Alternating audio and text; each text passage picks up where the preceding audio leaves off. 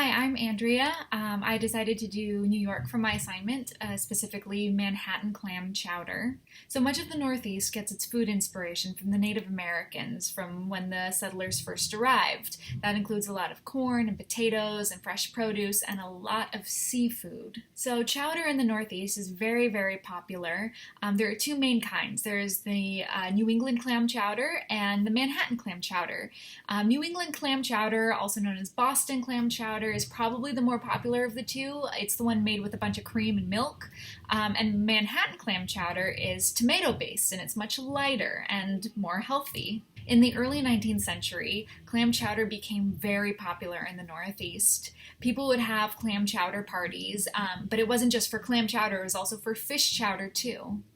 In the 1850s, clam chowder clubs became prominent, and people would go to get chowder and drinks, and soon after, Coney Island became the most fashionable place to get chowder. High-end markets, luxurious hotels, and fancy restaurants all started selling clam chowder, and soon Manhattan Beach became the swankiest resort on the peninsula, and they, of course, also started selling clam chowder. It wasn't long before people started complaining about the high prices of hotels and food, and soon Coney Island even became unaffordable for most people. The first year that the term Manhattan clam chowder has been named was 1887, and they think that this is because it was served in Manhattan Beach. It's also called Coney Island clam chowder. 2 years later is the first mention of this clam chowder being made with tomatoes instead of cream, and this is largely attributed to the fact that there were many Italian and Portuguese immigrants coming into New York, and many of their dishes are tomato-based and seafood-based. The tomato versus cream battle has been going on in the Northeast for decades. Many people believe that chefs have no business putting tomatoes in chowder. Some New Englanders even refuse to call it chowder. They call it like a vegetable stew or vegetable soup with a bunch of clams dumped in it. So I made this Manhattan clam chowder. I used tomatoes, of course, onions, garlic, potatoes, a mix of herbs.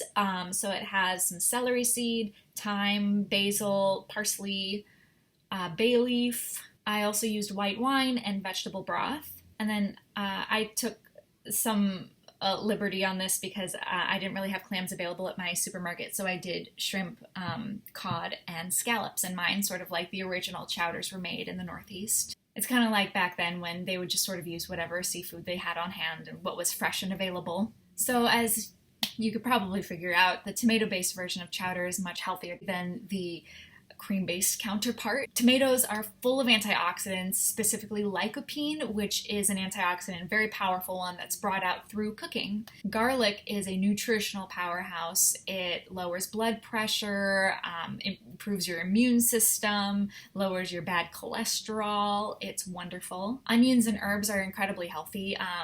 Onions have a bunch of fiber and antioxidants, as do herbs. And then seafood is great for your heart because it has the omega-3 fatty acids. Potatoes, for some reason, get a bad rap. I think it's just because of the starch, but they actually contain a beneficial kind of starch that helps to control your blood sugar. And also the skins, which I kept in. I always leave the skins in. The skins are full of fiber and more antioxidants and vitamins and minerals. So that's my Manhattan clam chowder. I hope you'll be able to try it one day. And I'd love to hear your thoughts on whether or not you like the cream-based versions or the tomato-based versions. I'm really interested in that for some reason. Personally, I don't really like cream-based soups and sauces and things, so I much prefer the tomato version. So I hope you all have a great rest of your day. Thanks for watching.